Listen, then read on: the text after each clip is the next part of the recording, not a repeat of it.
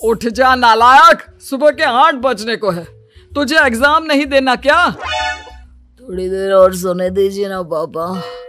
तू उठता या फिर मैं तेरे ऊपर पानी फेंकूं?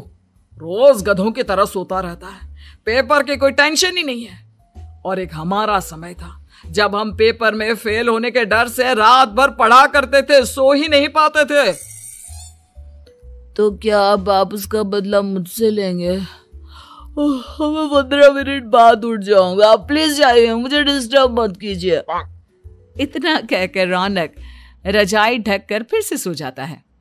तू ऐसा नहीं मानेगा, रुक मैं अभी पानी लेकर आता हूं। बस फिर क्या था, इतना कहकर वो भागते हुए बाथरूम में जाते हैं और पानी की एक बड़ी सी बाल्टी लाकर रौनक के ऊपर फेंक देते हैं। पानी पड़ते ही रौनक झट से उठ जाता है। ये आपने क्या किया पापा? अब तो उठेगा नहीं तो यही करना पड़ेगा ना। वैसे थैंक्स डैड, आपके कारण ना अब मुझे नहाने की भी जरूरत नहीं पड़ेगी। चलिए अब आप माँ से बोलकर मेरे कपड़े निकलवा दीजिए, तब तक मैं ब्रश कर लेता हूँ।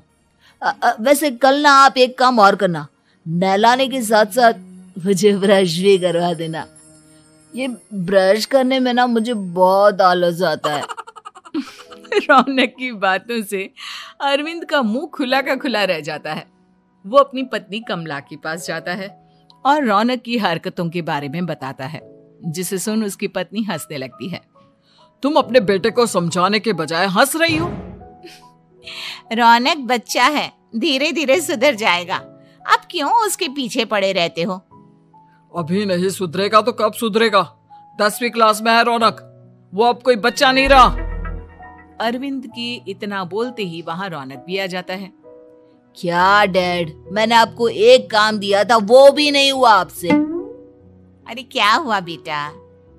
माँ, मैंने डैड से बोला था कि वो आपको बोलकर मेरे स्कूल की यूनिफॉर्म निकाल दे, लेकिन मेरे पीछे पड़ने के अलावा इनसे एक काम ढंग से नहीं होता। देख रही हो कमला, देख रही हो अपने लाडले को? अरे आप चुप रहिए जी। चलो बेटा, मैं तुम्हें कपड़े निकाल कर दे देती हूँ बस। ऐसे ही साल पर साल बीतते जाते हैं, लेकिन रौनक के रवैये में कोई बदलाव नहीं आता।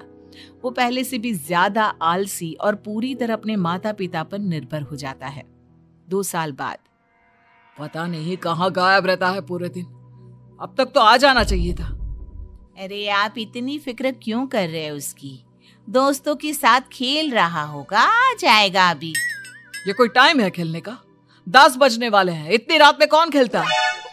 कमला कुछ कहती उससे पहले ही रौनक वहां आ जाता है। मम्मी जल्दी से खाना लगा दो, बहुत भूख लग रही है।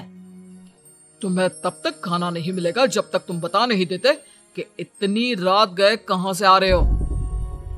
ओ प्लीज डैड, अब आप एसी पे प्रद्युमन बनकर मेरे सर पर बंदूक लेकर मत बैठ जाना। अपनी फालतू की बकवास बंद कर और बता कहां से आ रहा है। माँ अब समझाइए ना डैड को। बता देना बेटा, इनको भी तसल्ली हो जाएगी। आप बोल रही हैं तो बता देता हूँ, मैं दोस्तों के साथ मूवी देखने गया था, इसलिए देर हो गई। तो इन सब चीजों में मेरे पैसे उड़ाता है। कभी 1 रुपया कमाने के बारे में सोचा है तूने? जब देखो हवा की तरह पैसे उड़ाता रहता है।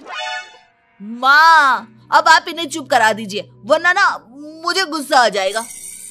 अच्छा क्या कर लेगा? बता ना क्या कर लेगा तू? वैसे बात तो ठीक ही है, मैं कर ही क्या सकता हूँ, पैसे तो फिर भी मैं आपसे ही मांगूंगा ना। चलिए अब ये सब बात छोड़िए और मम्मी मेरे लिए खाना लगा दीजिए। अभी लगा देती हूँ बेटा। मैं बता रहा हूँ कमला, एक दिन ये ऐसे ही बिगड़ जाएगा। उफ़ो, आप क्यों इतना पीछे पड़े रहते हो मेरे बच्चे के? बात की बाद में देखेंगे, अभी आप शांति से उसे खाना खाने देंगे। अगले दिन डैडी मुझे 10,000 रुपए चाहिए। हाँ? अब इतने पैसे क्यों चाहिए तुझे? डैड आप बिना सवाल किए कभी पैसे नहीं दे सकते क्या? जब तक तू बताएगा नहीं तुझे पैसे भी नहीं मिलेंगे। अरे अब आप अपने बेटे को पैसे भी नहीं दे सकते? नालायक, तेरी उम्र के लोग नौकरी करते हैं और एक तू है जो नौकरी करने का नाम ही नहीं लेता कभी। आप लोगों के होते हुए भला मैं नौकरी क्यों करूं? अरे हम कब तक पैसे देंगे तुझे? तुझे भी तो अपने पैरों पर खड़ा होना होगा ना। कौन सा उधार के पैरों पर खड़ा हूं? अपने ही तो पैरों पर खड़ा हूं मैं। इसी तरह रौनक दिन प्रतिदिन लापरवाह होता जाता है। उसकी लापरवाही को देखते हुए अरविंद और कमला अपने बेटे की शादी कराने का फैसला लेते हैं और 1 महीने के अंदर अंदर ही रौनक की शादी मेघा नाम की लड़की से करा देते हैं। शादी के कुछ दिन बाद, रौनक, मुझे एक अच्छी सी साड़ी चाहिए, आप ला दोगे ना? हाँ, क्यों नहीं। कितने तक की आती है साड़ी? यही करीब 5,000 तक की। तुम चिंता मत करो, मैं आज ही डैडी से पैसे मांगकर तुम्हारे लिए साड़ी ले आऊंगा। आप कब तक ऐसे ही अपने पापा से पैसे मांगते रहेंगे? कोई अच्छी सी नौकरी क्यों नहीं कर लेते आप? अरे डैड के होते हुए मुझे नौकरी करने की जरूरत ही क्या है?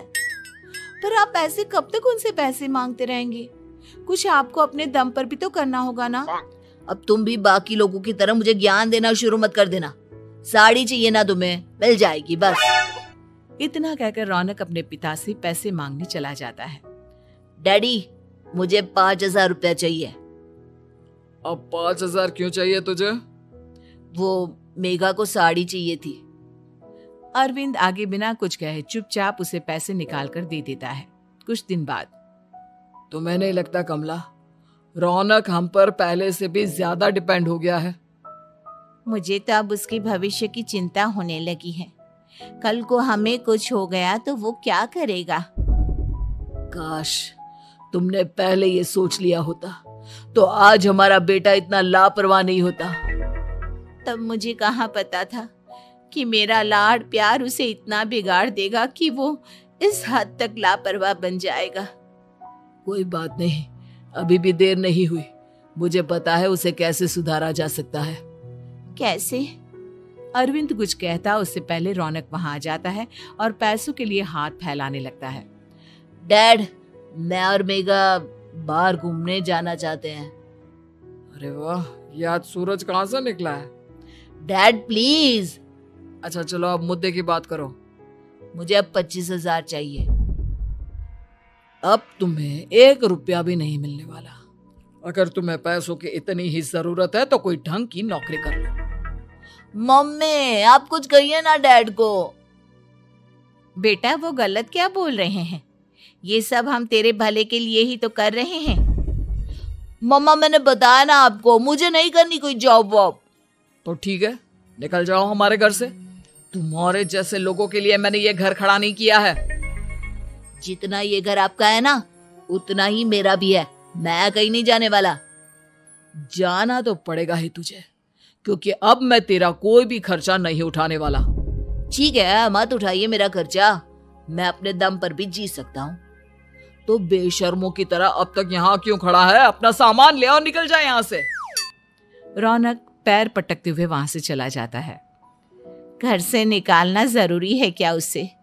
बिना पैसों के कौन रखेगा उसे किराए पर? अगर उसका भविष्य सुधारना है तो हमें अपने दिल पर पत्थर रखकर ये कदम उठाना ही होगा। दोनों बात कर रहे होते हैं कि रौनक अपनी पत्नी के साथ एक बड़ा सा बैग लेकर घर से निकल जाता है, लेकिन घर से बाहर उसे कोई भी मुफ्त में अपने घर किराए पर नहीं रखता। अंत में थक हार कर वो फिर से अपने घर चला जाता है। क्या हुआ? थोड़ी देर पहले तो दहाड़ते हुए घर से निकला था, अब क्या हुआ? नहीं रखा ना किसी ने तुझे किराए पर? डैड प्लीज, मैं कुछ दिनों में कोई अच्छी सी नौकरी शुरू कर दूंगा। आप तब तक तो हमें रख लीजिए प्लीज। सुबह से रात हो चुकी है लेकिन कोई हमें रखने को राजी नहीं है। अब आप ही बताइए, इतनी रात को मैं मेघा को लेकर कहाँ जाऊंगा? ठीक है, बहू की वजह से मैं तुझे घर पर रख रहा हूँ, लेकिन तू इस घर में एक बेटे की नहीं बल्कि एक किराएदार की हैसियत से रहेगा। 3 महीने हैं तेरे पास। इन 3 महीनों के अंदर अंदर मुझे तेरी पहली तनख्वाह हाथ में चाहिए, समझ गया? पक्का डैड, इन 3 महीनों के अंदर अंदर तो कोई बढ़िया सी नौकरी ढूंढ ही लूंगा मैं। ऐसे ही धीरे धीरे समय बीतने लगता है और अरविंद के दिए 3 महीनों में से 2 महीने बीत चुके होते हैं।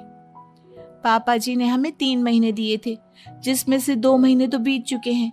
अब ये आखिरी महीना बचा है। अरे तुम चिंता मत करो, आज मेरा ना 2 जगह इंटरव्यू है, दोनों में से कहीं ना कहीं तो जॉब लग ही जाएगी। अच्छा, all the best. Raunak interview के लिए निकल जाता है, जिसके बाद शाम में रौनक घर आता है। कैसा गया इंटरव्यू? आपकी नौकरी लगी या नहीं? अरे पहले सांस तो ले लेने दो अच्छे से। बताइए ना, मुझसे तो जरा भी इंतजार नहीं हो रहा है। वो दरअसल बात यह है कि मेरी नौकरी तो लग चुकी है, लेकिन पैसे बहुत कम है। कितने पैसे हैं? 15,000। इतने में अरविंद और कमला मिठाई का डिब्बा लेकर आ जाते हैं। बधाई हो बेटा। हम जानते थे तेरी जॉब जरूर लगेगी। लेकिन मेरी सैलरी बहुत कम है मम्मा। कम है तो क्या हुआ, धीरे धीरे बढ़ जाएगी। हाँ बेटा, हम तो बस चाहते थे कि तू अपने पैरों पर खड़ा हो जाए। मतलब अब आप मुझे घर से नहीं निकालेंगे? नहीं, ये सब हमने तुझे जिम्मेदार इंसान बनाने के लिए किया था। Thank you mummy papa. अगर आप दोनों ऐसा नहीं करते तो मुझे कभी अपनी जिम्मेदारियों का एहसास तक नहीं होता। आज आपने मुझे सिखा दिया कि इंसान का अपने पैरों पर खड़ा होना भी जरूरी होता है। इतना कहकर रौनक झट से अपने माता पिता के गले लग जाता है और अपनी कमाई की पहली तनख्वाह वो अपने माता पिता के हाथ में सौंपता है। इस तरह रौनक एक गैर जिम्मेदार व्यक्ति से एक जिम्मेदार व्यक्ति बन जाता है।